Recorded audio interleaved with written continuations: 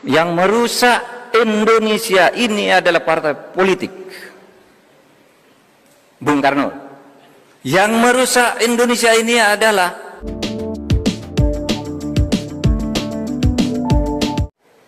dengan demikian produk ijtihad yang disepakati di Indonesia ini adalah Negara Kesatuan Republik Indonesia yang berparlemen dan demokrasi perwakilan. Disitulah kemudian muncul harus ada parpol, partai politik. Nah, kalau diurut fikih siasahnya seperti itu. Nah, sekarang oleh sebab itu sejak Indonesia merdeka lalu apa? Karena ini negara demokrasi harus ada pemilu. Ya, ditulis di situ dalam waktu 6 bulan di Undang-Undang Dasar aturan tambahan ditulis begini, dalam waktu 6 bulan setelah Perang Asia Timur Raya diselenggarakan pemilihan umum untuk memilih anggota DPR, MPR, Dewan Pertimbangan Agung, MPR, DPR, Dewan Pertimbangan Agung, dan lain-lain lembaga negara lah. Pokoknya 6 bulan waktu itu. Karena apa? Karena ini negara demokrasi, harus ada pemilu. Nah, berdasar itu, lalu pada tanggal 3 November, pemerintah mengeluarkan maklumat Wakil Presiden tertanggal 3 November tahun 1945 yang isinya begini nih. Kepada seluruh rakyat Indonesia dipersilahkan membentuk partai politik yang sebanyak-banyaknya untuk menyalurkan aspirasi masyarakat berdasar kelompok aspirasinya. Bikin sebanyak-banyaknya nanti ikut pemilu, kata Bung Hatta. Nah, disitulah lalu bermunculan partai politik yang kemudian sesudah diseleksi pada tahun 55 ikut pemilu. Nah, disitulah masalah mulai terjadi, saudara. Hasil pemilu tahun 55. Ada DPR yang terbentuk, ada konstituante yang terbentuk. Konstituante bersidang di Bandung sejak bulan Maret tahun 56. Untuk apa? Membuat konstitusi baru, merumuskan ideologi negara yang baru. Karena waktu itu kan ribut tuh. Kenapa kok dulu Piagam Jakarta kok enggak jadi Pancasila ya? Siapa nih yang mengubah? Terjadi perdebatan. Ya udahlah, nanti selesaikan di pemilu. Jadi pemilu 55 kita perdebatkan lagi ini. Terjadi perdebatan lagi. Mulai bulan Maret tahun 56 sampai bulan Juli tahun 59. 3,5 tahun berdebat, ganti ideologi, ganti tidak bisa tercapai. Sampai akhirnya apa? Timbul krisis politik di mana-mana. Partai politik saling gontok-gontokkan. Di suatu tempat membentuk Front Islam, yang lain membentuk Front Pancasila, yang lain membentuk barisan pendukung Soekarno. Bangsa ini mau pecah. Kesepakatan tentang konstitusi tidak dicapai. Pada akhirnya apa? Bung Karno mulai berpidato. Ditulis di bukunya Herbert Faith, kita kenal nama ini, dan Lens Kestel, guru besar, tamu di sini. Sampai saya kuliah di sini tahun 90-an masih di sini beliau. Menulis di buku Pemikiran Politik Indonesia 65 itu disebutkan di situ Bung Karno berpidato. Yang merusak Indonesia ini adalah partai politik. Bung Karno. Yang merusak Indonesia ini adalah maklumat Wakil Presiden 3 November tahun 45 yang menyuruh membentuk partai politik sehingga negara kacau kayak gini. Oleh sebab itu kemudian Presiden mengeluarkan dekret Presiden untuk menyelamatkan Indonesia, menghentikan kontroversi soal Piagam Jakarta dan Pancasila dan sebagainya. Maka Bung Karno menyatakan membubarkan konstituante, membentuk MPRS, DPRS dan DPAS, dan kembali ke Undang-Undang Dasar 1945. Nah, di situ timbul kontroversi sudah mulai terhadap partai politik ini. Saudara, waktu itu kita agak marah kali ya. Waktu membaca sejarah itu, kok begitu ya Bung Karno ini. Partai politik hasil pemilu dibubarkan. Yang berhak memberlakukan undang-undang dasar bukan presiden, itu seharusnya konstituante. Lalu ditulis di sejarah ketatanegaraan kita, Bung Karno melanggar konstitusi, sehingga dijatuhkan pada tahun 66. Tapi saudara, kalau saudara lihat kehidupan partai politik sekarang ini, rasanya Bung Karno benar. Partai politik suka ngaco itu. Ya kan, itu yang dilakukan oleh Bung Karno. Loh, kalau enggak negaranya pecah. Dulu kita maki-maki Bung Karno setiap penatanan P4, demokrasi terpimpin ini salah. Lalu sesudah saya jadi menteri nih tahu, oh iya ya, Bung Karno ini enggak salah. Kalau dibiarin kayak gini, enggak dilawan, enggak ditreatment dengan tegas, negara ini bisa hancur, saudara. Kalau zaman Bung Karno dulu kehancurannya mungkin pertentangan ideologi, sekarang bisa karena persoalan korupsi dan ketidakadilan. Nah, itulah sebabnya saya katakan, saudara sekalian, jadi kita ini, saudara sekalian, mempunyai negara demokrasi di mana partai politik itu merupakan salah satu instrumen penting. Itulah sebabnya zaman Pak Harto itu partai politik yang zaman Bung Karno yang ikut banyak sekali sampai perorangan ikut ini ikut. Zaman Pak Harto dijadikan 10 aja yang boleh ikut. Pemilu pertama tahun 71, saudara yang sudah ada di tahun 71 ingat ada 10 partai politik. Tapi tahun 73 oleh Pak Harto disederhanakan, 3 aja biar enggak ribut-ribut. Ternyata lalu kemudian 3 partai ini dikooptasi oleh kekuatan politik Orde Baru, sehingga di situ terjadi KKN, korupsi, kolusi, dan nepotisme yang akumulatif. Apa akhirnya? Pak Harto dijatuhkan juga, tidak ikut ketentuan undang-undang dasar. Demokrasi zaman Pak Harto itu demokrasi formal berjalan, setiap 5 tahun ada pemilu. Pemilunya ya direkayasa, tidak pakai survei, saudara, udah pemenangnya udah tahu. Ya. Kalau sekarang ini kan asik nih, asik saudara, jangan salahkan situasi sekarang ini survei. Besok yang akan menang Anies, besok yang akan menang Ganjar, besok yang akan menang Prabowo. Tidak apa-apa, survei dulu tidak boleh. Besok yang akan menang harus Pak Harto, harus Golkar kalau dulu. Udah diatur semua partainya, makanya dulu ada ABG, ABRI, birokrasi, Golkar. Itu yang menentukan pemenang.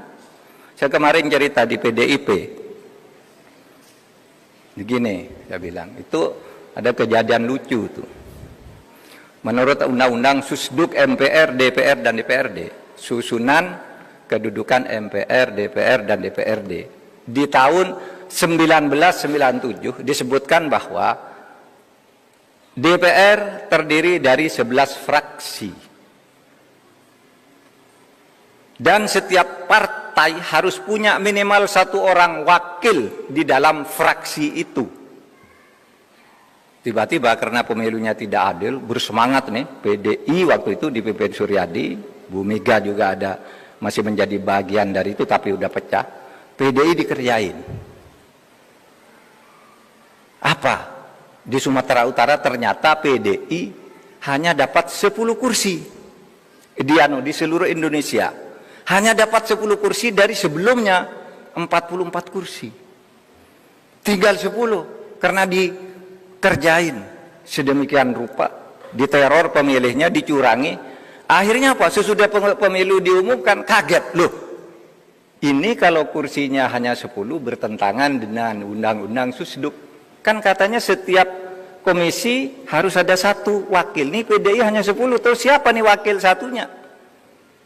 Saudara ndak pakai pemilu ulang, tiba-tiba diumumkan oleh Gubernur Sumatera Utara Kaharudin Nasution. Di Sumatera terjadi kesalahan perhitungan sehingga PDI menjadi tambah 1 kursi, genap 11 sekarang. Nggak pakai pengadilan tuh langsung dapat kursi. Karena apa? Semuanya sudah direkayasa. Saudara pasti masih ingat tuh. Baca media hasil pemilu tahun 97, pemilu terakhir Orde Baru. Nah sekarang kan nggak bisa begitu. Pemilunya sekarang sudah baik, saudara. Udah baik. Masih curang? Iya masih curang, tapi yang curang sekarang bukan pemerintah. Yang curang tuh partai-partai sendiri. Golkar mencurangi PAN, PAN mencurangi Golkar di tempat lain. Sehingga saling gugat. Nggak ada pemerintah. Loh, KPU nggak beres. KPU itu bukan pemerintah. KPU itu yang membentuk DPR. Hasil partai pemilihan orang-orangnya partai politik semua yang memilih. Ini pemilu yang sekarang. Tetapi saudara, dari liberalisasi politik yang seperti itu, kemudian lahir apa? Ya. Yang lahir adalah politik transaksional, politik biaya tinggi, sehingga sekarang orang karena pemerintah tidak ikut ngawasi, bisa beli ke KPU di tingkat bawah. Di suatu tempat di Jawa Timur beli ke bupati, bupati itu yang ngatur lurah-lurah semua, lurah itu yang kemudian ngatur suara untuk setiap orang, bukan hanya untuk setiap partai, untuk setiap orang. Sehingga misalnya orang Papua bisa aja kalau dengan lurah, kenal dengan lurah itu menjadi wakil dari Jawa Timur, karena suaranya bisa diatur. Sekarang nah ini pilihan politik kita ini sudah benar apa tidak? Ini persoalannya. Kalau mau membongkar pembongkaran partai politik, gimana nih cara membongkarnya? Apa ngubah sistem pemilunya? Atau apa? Sehingga sekarang ini, saya kemarin bicara kok susah ya mengajukan aspirasi-aspirasi yang baik bagi pembangunan hukum, tetapi selalu gagal di DPR.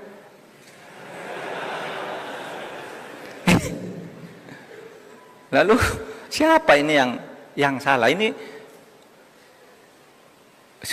zaman Bung Karno tuh undang-undang, wah hebat loh, banyak lahir. Setiap ada aspirasi yang rakyat, undang-undang ini dibuat undang-undang. Zaman Pak Harto juga lumayan. Nah sekarang ini undang-undang penting, nggak bisa lahir. Parpolnya nolak, DPR-nya nolak. Ketika ditanya, DPR kok nolak? Dan ini kan bagus, bos.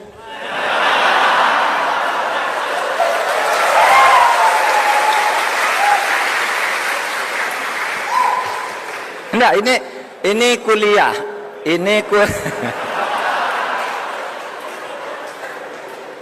kuliah fikih politik, fikih siasah ini, saudara. Nah, oleh sebab itu, bagaimana ya kita ini sekarang memperbaiki? Sehingga kalau saya rangkum yang tadi itu, pertama, di zaman demokrasi liberal dulu banyak parpol berkelahi, hampir membuat negara pecah. Bung Karno mengeluarkan dekret yang sudah direnung-renungkan sekarang, ternyata Bung Karno itu ada benarnya. Kalau enggak, waktu Bung Karno itu kan integrator, saudara. Kalau melihat tuh bangsa mau pecah, ambil dia tindakan dengan risiko apapun, ambil. Tapi lu dianggap salah, menimbulkan apa? Oh ini konstitusi tidak jalan, sehingga terjadi perdebatan di Orde Baru. Kita ini mau membangun stabilitas atau demokrasi. Kalau demokrasi seperti zaman Bung Karno tidak stabil. Kalau stabilitas dibangun, ekonomi tumbuh. Lalu dikatakan untuk sementara milih pertumbuhan ekonomi, demokrasi dikecilkan dulu. Itu resmi keputusan Seminar Angkatan Darat di Bandung tahun 1966. saudara. Nah, itu masalahnya.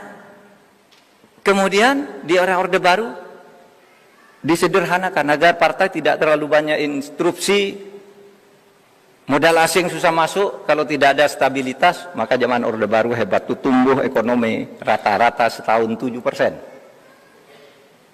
Tetapi karena demokrasinya tidak ditumbuhkan, kekuatan rakyat tidak dibangun, ketika terjadi krisis moneter, jatuh. Jatuh paling cepat dan sembuh paling lama. Negara lain juga kena tuh krisis moneter. Tetapi mereka setahun, 2 tahun udah pulih. Indonesia sampai bertahun-tahun tidak pulih dari krisis moneter waktu itu. Karena apa? Demokrasinya tidak dibangun katanya karena ingin pertumbuhan. Nah sekarang kita lalu melakukan reformasi, buka lagi demokrasi. Lalu muncul demokrasi transaksional. Saya dulu kan marah-marahi orang itu. Demokrasi, saya bilang di Indonesia itu demokrasi transaksional, demokrasi uang. Mau kepala daerah itu tidak ada kepala daerah yang tidak dibiayai oleh cukong. Sebagus apapun ada yang biayai. Ya, enggak semuanya Pak. Ya betul. Berapa? 84% kata KPK. KPK itu menyatakan resmi, hasil temuan KPK 84% kepala daerah di Indonesia dipilih melalui cukong. Apa kemudian kalau orang kepala daerah nggak dipilih melalui cukong, sudah jadi, dia minta konsesi ini, izin ini jangan dikeluarkan, perusahaan saya ikut tender ini harus menang, dan seterusnya. Akibatnya apa? Banyak pertambangan liar, banyak IUP ganda. IUP itu izin usaha perusahaan penambangan ganda, sudah diberikan ke saya, diberikan lagi ke orang lain, ribut. Maka kemarin sangat mengagetkan ketika indeks persepsi korupsi kita turun anjlok. Itu Pak Jokowi udah membangun dengan baik, naik terus. Sejak ini sampai mencapai 38, tiba-tiba anjlok ke 34. Kaget kan? Waktu peringatan 1 abad NU di Sidoarjo itu, saya sebenarnya punya tugas melepas lomba gerak jalan warga Nahdien. Tapi Pak Jokowi ngajak pulang ke Jakarta, ikut satu pesawat. Saya tidak jadi ikut acara NU lanjutannya, bicara tentang indeks persepsi korupsi. Apa yang terjadi? Saya bilang, Pak, masalahnya ada di berbagai sektor. Dari mana Pak Mahfud tahu? Tahu karena saya ngundang Transparansi Internasional ke rumah saya, ngundang Litbang Kompas ke rumah saya, ngundang partnership yang selama ini bergerak menilai tentang korupsi. Kesimpulannya apa Pak?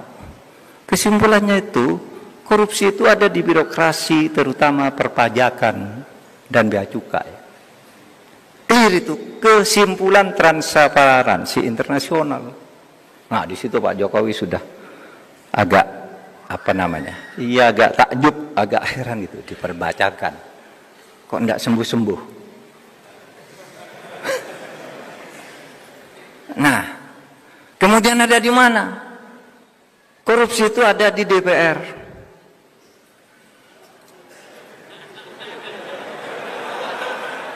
Apa bentuknya di DPR itu? Ya bentuknya konflik of interest. Anggota DPR ada yang merangkap perusahaan ini, perusahaan itu, lalu ketika menyusun anggaran, itu proyek ikut nitip. Ada lagi berfungsi ganda, konflik of interest. Menjadi lawyer, kemudian ikut ngurus perkara orang. Itu temuan Transparansi Internasional. Yang ketiga di pengadilan. Kasus-kasus sudah dibayar. Ada Pak? Ada, itu sudah ditangkap tuh. Di Mahkamah Agung ini ada 4 hakim agung ditangkap sekarang. Bayar. Perkaranya udah jatuh. Kan perkara udah dijatuhkan itu enggak bisa diubah. Saudara. Hakimnya aja ditangkap. Itu katanya di Mahkamah Agung. Dan itu internasional, saudara. Investor-investor asing yang memberitahu itu, Pak, kalau kami urusan tuh harus ke DPR bayar sekian, ke pajaknya kena sekian, dinego, sesudah ini ditawar begini, sudah kami mau bayar pajak penuh, tapi diminta udah turun aja, tapi sisanya dibagi. Udah tahu semua catatannya, saudara. Sehingga wah, kok enggak sembuh-sembuh ya? Gitu yang muncul. Ini yang harus kita perbaiki di dalam ketatanegaraan kita, yang pada sore hari ini kita bicara tentang parpol. Ya. Nah, saudara sekalian, kalau kita teliti lebih lanjut, reformasi di awal periodenya, periode era reformasi, itu kan kehidupan partai politik itu bagus banget. Pemilu terbaik sesudah Orde Baru adalah pemilu era reformasi pertama tahun 99, di mana PDIP menang mutlak dibandingkan yang lain lah, 36%. Yang lain dibagi ke sekian banyak partai, tapi 36% diambil PDI sendiri. Karena demokrasinya waktu itu bebas. PDI banyak pendukungnya, menang. PDIP dipimpin Bu Megawati menang. Dan saudara coba lihat pemilu yang baik, hasil pemilu tahun 99 sampai 2004 tidak ada korupsi, bagus, DPR-nya bagus, produknya bagus-bagus, lahir undang-undang KPK, undang-undang MK, undang-undang Komisi Yudisial. Korupsi tidak ada. Saya pernah jadi Menteri Pertahanan, tidak ada kasus korupsi saat itu. Zaman Habibie tidak ada korupsi baru, takut semua. Jangan Mbak Mega juga korupsi, tidak ada. Mungkin ada persoalan penjualan aset yang apa? Ya itu kan bukan korupsi, bisnis. Tapi korupsi yang bersungguh-sungguh kemudian muncul sesudah tahun 2004 dan seterusnya. Di situ mulai timbul politik uang. Saudara. Jadi apa? Terjadi pergeseran-pergeseran. Saya pernah melakukan studi setiap perubahan suatu rezim, suatu era. Hukum itu berjalan baik, tapi sesudah sekian lama hukum menjadi jelek karena kontrolnya berubah. Coba awal kemerdekaan bagus tuh hukumnya, tapi lama-lama timbul konflik. Awal demokrasi terpimpin, semua tertib.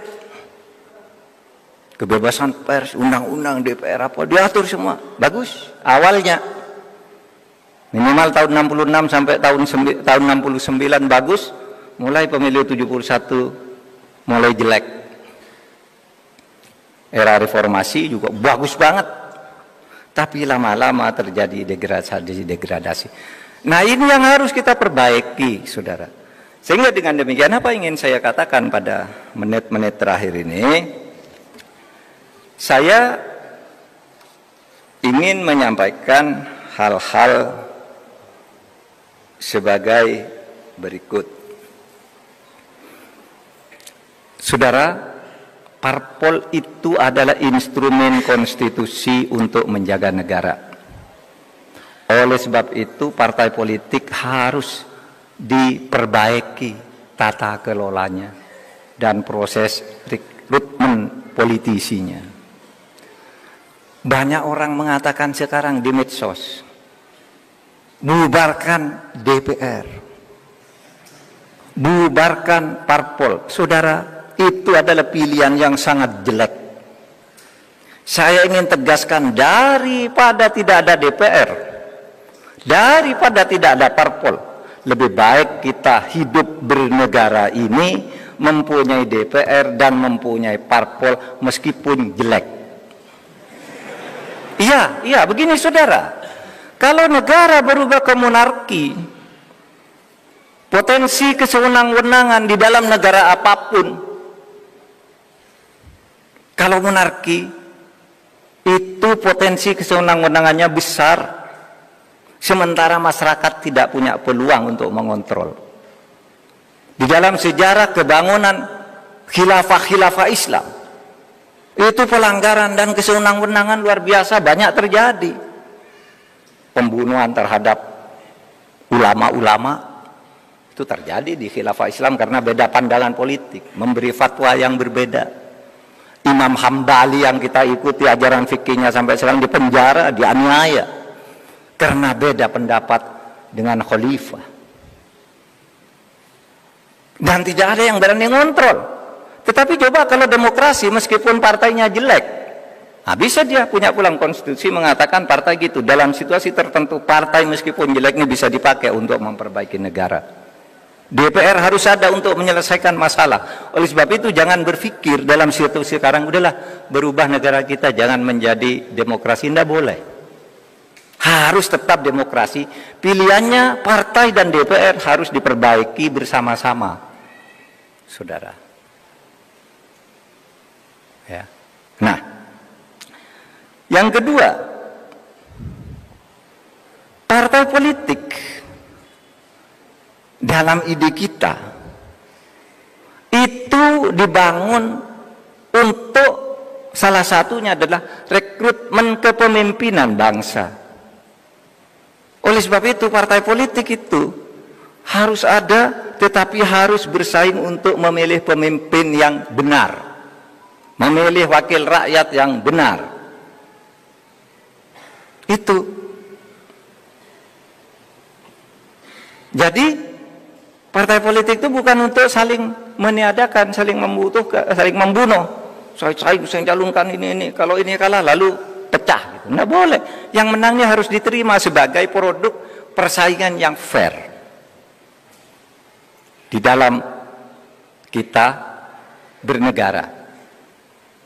Jadi bukan saling memfitnah, saling membantai. Ya udahlah, saing kalau memang pilihanmu yang menang dipilih rakyat, kita akui bersama. Anda mau bergabung boleh, beroposisi juga boleh, tapi oposisi itu ada batas-batas konstitusionalnya juga. Yang penting partai sehat, parlemen sehat. Saudara. Dan yang terakhir, saudara, tidak ada partai politik itu yang jelek benar, tidak ada partai politik itu yang baik benar.